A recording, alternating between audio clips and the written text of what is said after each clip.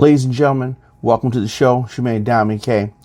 We need your help locating a 50-year-old community leader named Rodney Carr. He's missing in Baltimore City. Police have confirmed that they are searching for Rodney Carr. He was last seen December the 27th in the iCARRe Resource Center near West North Avenue. Carr is the founder of the iCARRe Foundation, which provides support services, mentorship, workshops to the Baltimore community. When this story broke that Rodney Carr was missing, I really thought back to the several times that I've had an opportunity to meet him. He's been to the Radio on Fire studios in Baltimore to appear on several of our programs. Let's take a look at his appearance on the RTV Show with Angie Winder. iCARRe Foundation was created, we're in our fourth year, so in 2014, October 2014. So we're now in our fourth year. It was created, I was working nights for the Washington, D.C. metro system. And one night it just was like, is this it for me? Is this all I'm gonna do?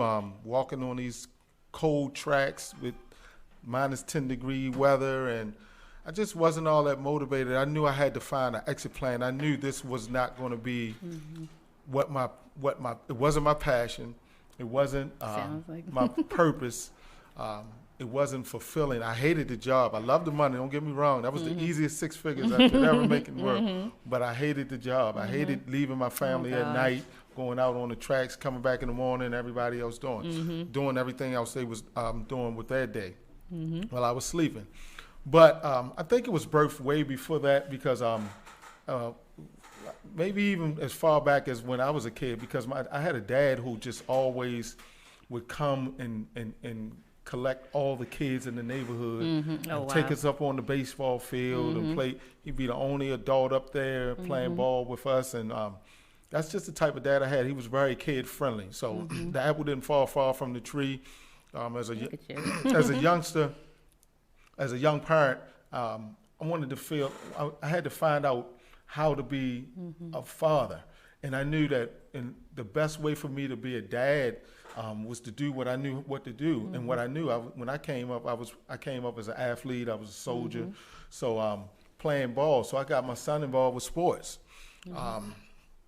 He was 5 years old, playing sports, playing basketball, baseball, football, and I was that parent that was on the sideline that was always giving instruction, right? And one day the guys and I knew I was extra, because that's just who I am. I'm very extra sometimes. And it's okay to be extra. Yeah, but I knew I wanted him to compete, and so I kept giving him instruction, and it was the right instruction, but it wasn't a good look for those coaches. The coaches got kind of upset and was like, man, you think you know everything, won't you come down here and help us?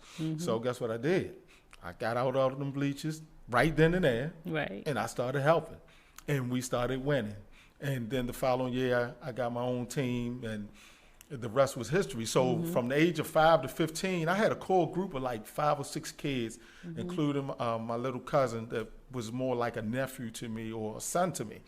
And those kids went, they was at my house every day, before practice, after practice. I fed them, haircuts, clothes, taking some on vacations, all the way up to that core group. They all got into, so when they was 15, they had all got into different high schools, you know, some like my son went to St. Francis. We had one that went to St. Joe, another one went to Loyola. So I felt like I had did my due justice. I was like, I'm not that type of coach. I'm not as good as those coaches are. I did my job. So I stopped coaching, and after a while, there was a void in my life. I was missing the kids. I tried to start back up coaching, but it wasn't the same, because it wasn't that core group, and those core groups were my cousin and my son and those kids, so it wasn't the same. But I knew I needed to make a difference, because I knew one of the things that happened was my wife, who's an addictions counselor, she started talking about how they were getting younger and younger coming into the program she was working at. And I started getting involved with with the mentoring program at my church at Morning Star. And then I went back to my school, my high school, Baltimore City College, City Forever.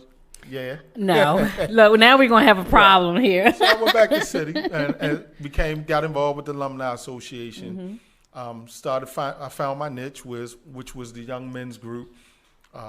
And I got involved with that. But what I found is the church and the school, they were just, their only thing that they were involved with was the church and the school, right? The school was worried about, the school mentoring group was worried about grades and getting them to college. The church was in that box, Bible and the Jesus. But my thing was going back to what my wife was talking about, how they're getting younger and younger coming into the program. Like, what are we doing to help them deal with outside these walls, right? What are we doing with helping them deal with the inner them?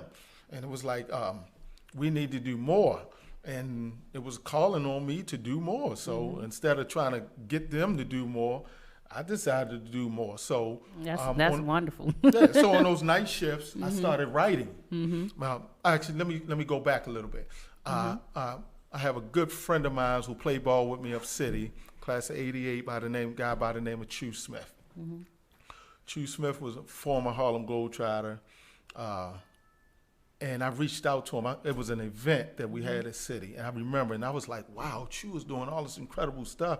And me and him talked half of that event. And I was just picking his brain. How did you do this? And he was like, man, just let me know. I said, I want to do something like this. He said, well, let me know. Aww. So it took about 2 years. And I had created my logo. I had got some different stuff. I knew, because I had an LLC, so I knew I had got my nonprofit. I didn't get my nonprofit status, but what I did is I actually reached out and got some information, and I had my logo on my shirt and my briefcase, and I had my little brochure. And he said he told me to get a meeting, right? But he gave me the number to. I don't even call her his assistant, but she was the nuts and bolts behind Chew Smith, and her name is Karen Bullock. And I was like, you giving me the number to your assistant? Like, but I'm your boy. Like I kind of got offended, business. Right? But I didn't know any better, because now I'm trying to get to that place where, like, call my assistant. I'm tired of all these phone calls, these emails and texts. It burns me out during the day. So I made the phone call in spite of my feelings.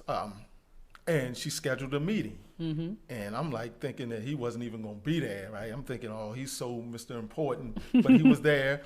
And I'm thinking I got all my stuff together, and I'm thinking I created this program because I did all this writing in 2 weeks, and I created this program that I was going to be able to support and support his organization, because what I wanted to create was our youth and young adults in the substance use intervention prevention. Right? And I thought I had it together, and he started doing this, and and do this, and I was like, I was heated. I was so heated, right? He was but you. I didn't show my feelings. I didn't show my emotions.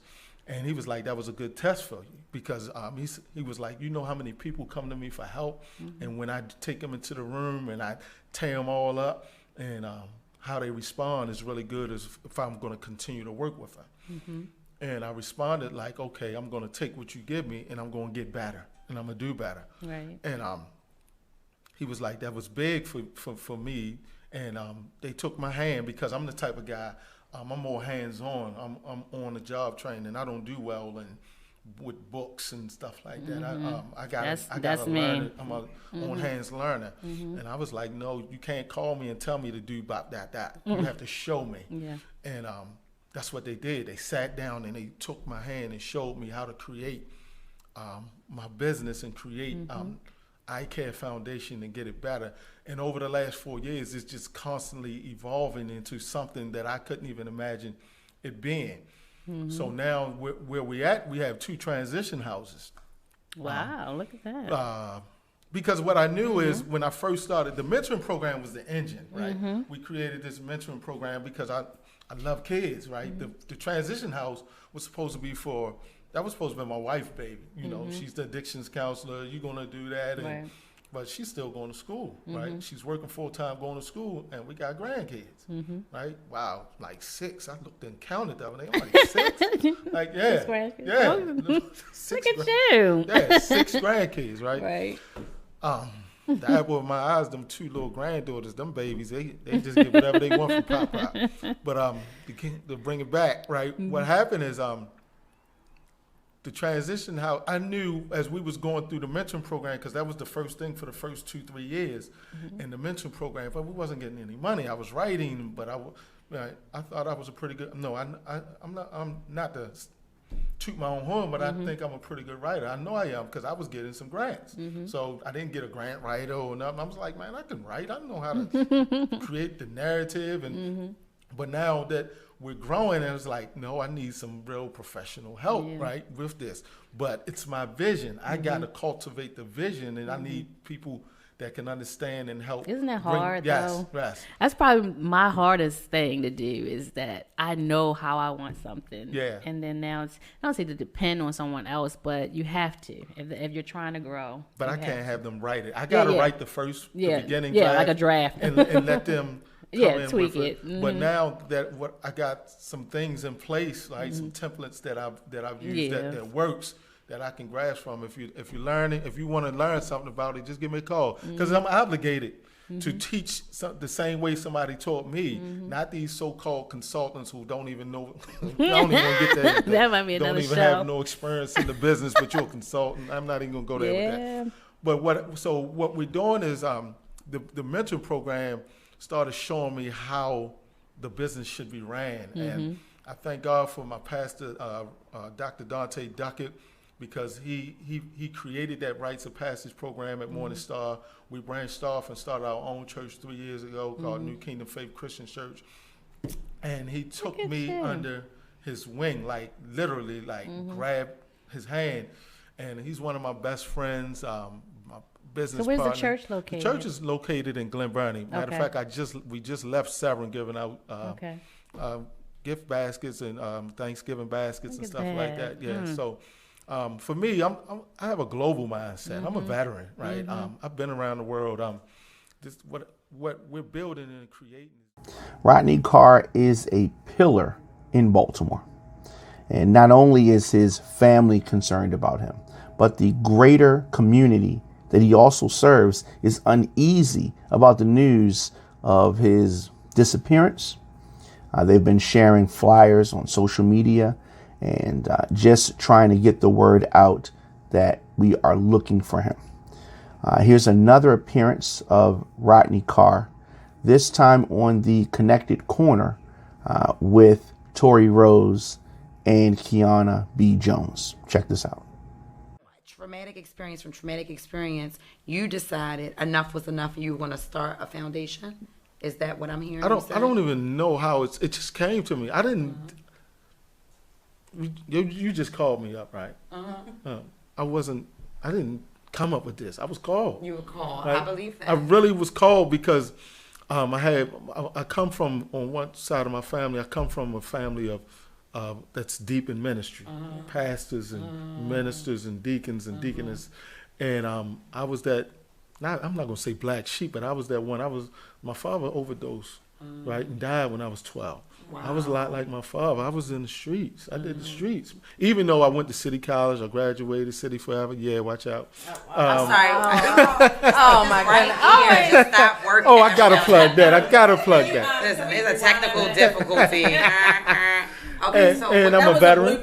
I'm also a veteran. How old are you? I'm 48. I had to think. Yeah, it's all right. So she can't be upset that you don't remember what year you got married because you don't remember what year you were. Yeah, so I had to really think. Right. I did a lot of damage to these brain cells. Well, not only that. Let me just say this. Yeah.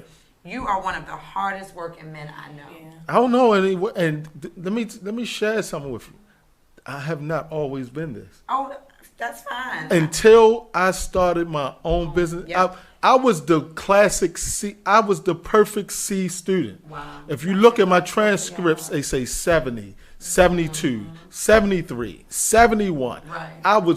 That took a lot of genius to be able to get. You need to be a to be able to get 7. Right. That's why you need to be the president. But to get those, I knew exactly. I was, now that I think about it, I knew exactly what to do and how to do it. Oh, yeah, most right. certainly. And I was always that never added up to my potential until I was at my knees, until I was at my bottom. Wow. And I had to work, excuse my language, but I had to work my ass off to get out of the hole that I put myself in. My goodness. Right.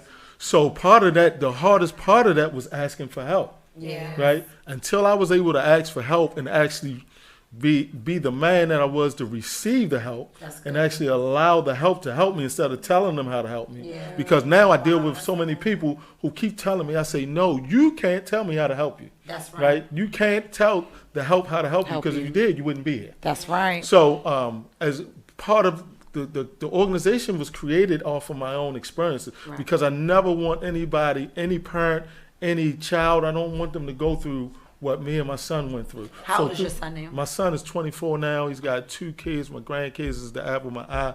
He's did a complete 180. He goes home every day. We joke about, Dad, yo, you come home on Fridays, right? Got a good woman in his life. Both of his children's mother are awesome parents. Good. He's got a good relationship with them. I'm just so proud of, but I understood. I'm sorry, they said we call it a hard C. Yeah.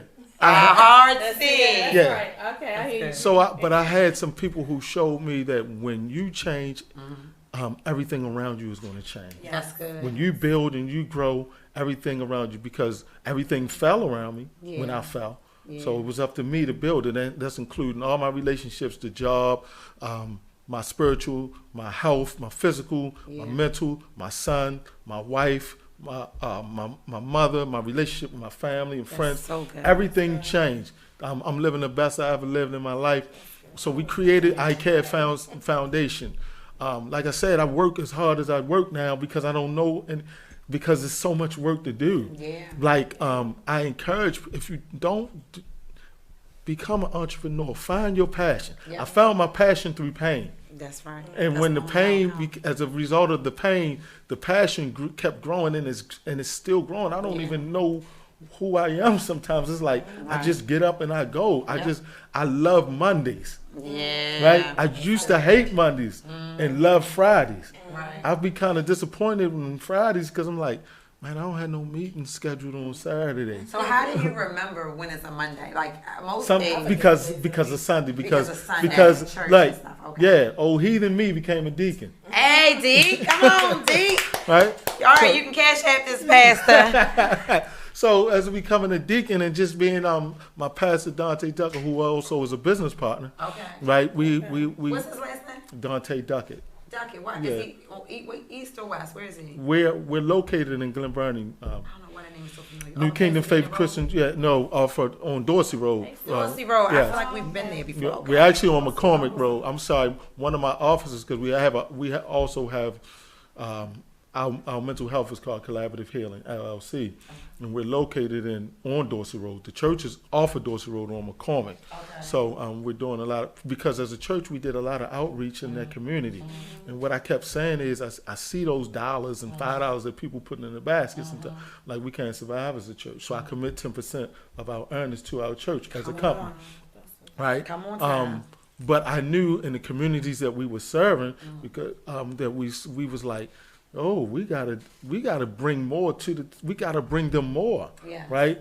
So that now, as I speed it up to iCARRE Foundation, so we started with transition houses, right? Because God just sent it on my heart. My current wife, she's an addictions counselor. Let's not say current wife. This is your wife. Yeah. Wow, that did sound I don't know how to awkward. get upset. Current wife, my most recent wife. Don't worry about it. I might not eat for a week. My most immediate ex-husband. So right, but she she helped change my life. What's her name? Tammy Carr. Hey, Tammy Carr. I'm gonna give her a shout out. Wait. Welcome back. This is just a brief showcase of how important Rodney Carr is to the community and what he has been doing with his time. If you have any information, please contact the police in regards to Rodney Carr's location. Jermaine Diamond K, radioonfire.com, thediamondkshow.com on all social media at The Diamond K Show. See you guys tomorrow.